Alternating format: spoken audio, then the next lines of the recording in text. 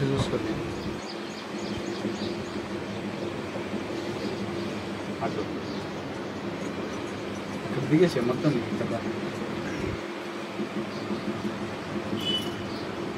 ఇటు తిరుగు, అటు జరుగు.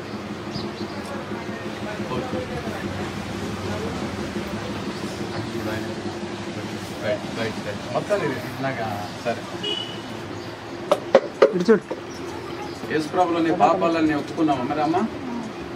యేసుప్రభు నిజమైన దేవుడు అని నమ్ముతున్నావా? నమ్ముతున్నా అని చెప్పాలా?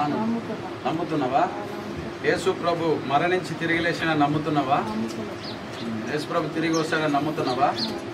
యేసుప్రభు నమ్ముకుంటే పరలోకం ఉందని నమ్ముతున్నావా? మరి యేసుప్రభు నమ్ముకున్నాక బంధువులు చుట్టాలు యేసయ్యను వదిలేస్తావా? యేసుప్రభు కోసమే జీవిస్తావా? ఆయన కోసమే ఉంటావా? ఏదేమైనా ప్రభు కోసమేనా? ఎవరు ఏదైనా దేవుని కోసం నిలబడతావు. ప్రార్థన చేద్దాం. కళ్ళు మూసి.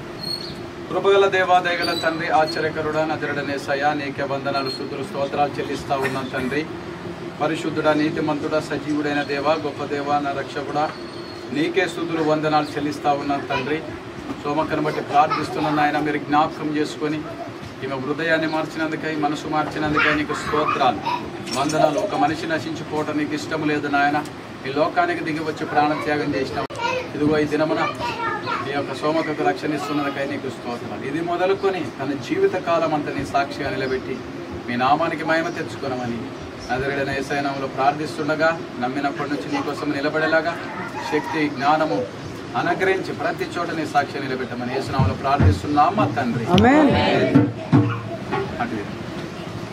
పెట్టుకో, నువ్వు మునువద్దు, ఓకేనా?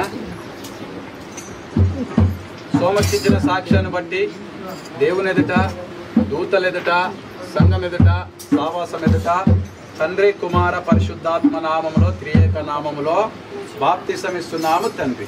ఆమేన్.